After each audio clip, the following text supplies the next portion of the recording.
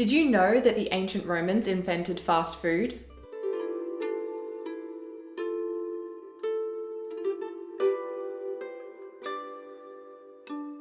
Hello and welcome to World History Encyclopedia. My name is Kelly and today's video is going to give you 10 fun facts that you may not have known about ancient Rome that you can use to impress your friends and family.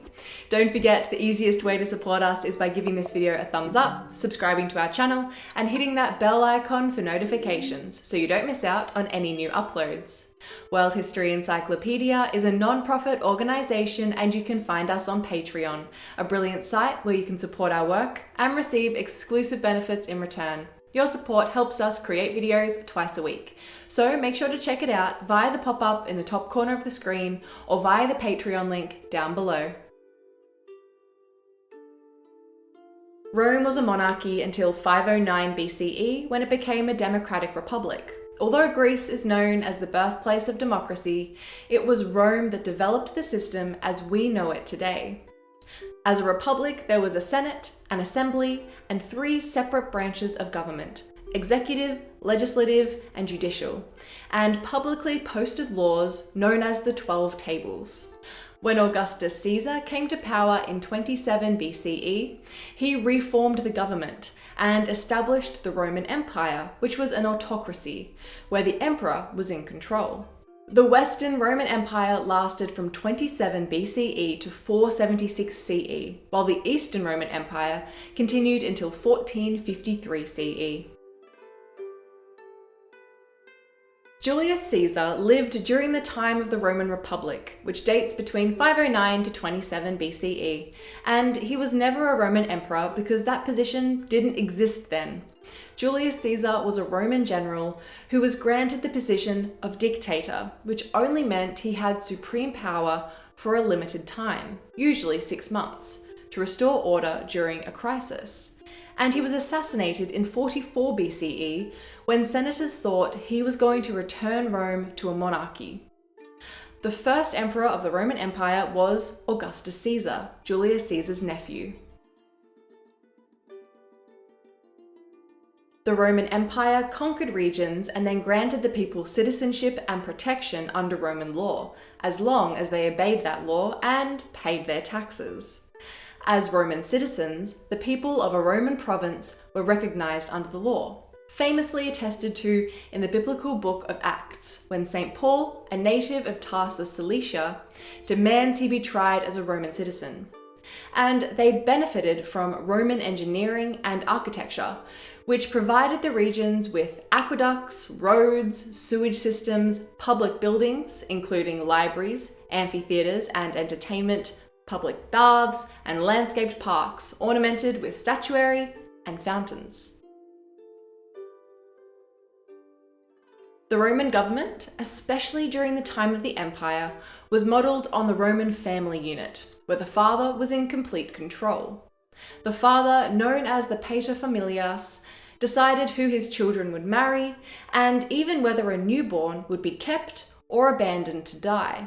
In this same way, the emperor had control over his subjects and was trusted to act in their best interests regarding military engagements, taxation, building projects, and administration of the law. Although a dad might want the best for his child, there was only so much he could do.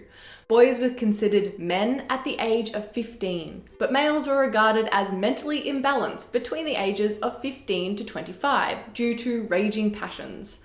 Girls were understood to have reached mental and emotional maturity earlier, and were commonly given in marriage as early as the age of 12 or 13, while men usually married after the age of 26, resulting in young women marrying much older men, outliving them, and sometimes assuming control of their business or attracting suitors interested in acquiring it by marriage. Whatever the age of a Roman, they all liked to eat, and life moved at a rapid pace throughout the empire.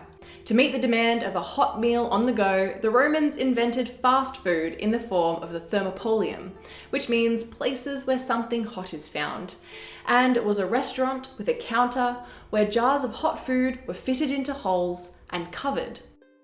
The front of the counter would be decorated with the types of food offered, like a McDonald's menu today, and customers would order, pay, receive their food in disposable clay bowls, and then would be on their way. There were also thermopolia with dining areas for eat-in meals, but most were designed for takeaway. The Roman upper class looked down on the thermopolia because it was usually frequented by the lower class. The Romans enjoyed condiments on their fast food, or any food, just as people do today, and their favourite sauce was garum, a fermented paste made of decaying fish, fish intestines, salt, and sometimes other spices. Garum was often mixed with wine among the upper class, but for most people was spread on food or used as a dipping sauce. According to some scholars, modern-day Worcestershire sauce and tomato sauce developed from garum. Once the Roman on the go had the fast food in hand, they might bring it back home, and for anyone not of the upper class who lived in villas, that meant an apartment. Apartments were known as insulae and were usually poorly ventilated spaces of 1 or 2 rooms within a block-long complex, sometimes 3 stories high. These apartments often became quite hot in summer, driving people to the public parks with fountains to cool off. People might also decide to go shopping in the outdoor markets. If they purchased something that didn't suit them later, they could return it for a refund or exchange. And in this way, the Romans created the first return policy. During the crisis of the 3rd century between 235 and 284 CE, the Roman Empire split into 3, the Gallic Empire, Roman Empire, and Palmyrene Empire, all claiming to represent the original vision of Rome. The empire was reunited by the Emperor Aurelian, who ruled between 270 and 275, but he was assassinated before he could complete the job. This was accomplished by Diocletian, who ruled between 284 and 305, who, realizing the empire was too large to be governed by one man from a central location, he divided it into the Western and Eastern empires. The Roman Empire is often described as falling, giving the impression it collapsed all at once. Actually, the Western Roman Empire declined slowly over time, and when it finally fell, the Romans of the time wouldn't have realized it because life had been fairly difficult for some time. The fall of Rome is attributed to several causes, including unemployment and inflation, over-reliance on slave labor, political instability, use of mercenaries in the armed forces, political corruption, invasion of barbarian tribes, the rise of Christianity, which weakened Roman religious beliefs and communal rights, and the rivalry between the Eastern and Western empires, which worked more against than for each other. Although the Western Empire fell in 476, the Eastern Empire continued until 1453, when, with the fall of its capital of Constantinople, the Roman Empire came to an end. What fun facts do you know about ancient Rome? Let us know in the comments below. If you enjoyed this video, make sure to give it a thumbs up and subscribe to our channel so you don't miss out on our new videos every Tuesday and Friday.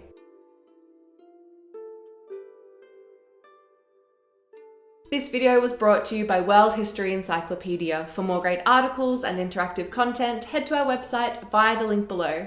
If you like my sweater, you can find this design and a bunch more in our shop at worldhistory.store, or you can find a link for it down below. Thank you so much for watching, and we will see you soon with another video.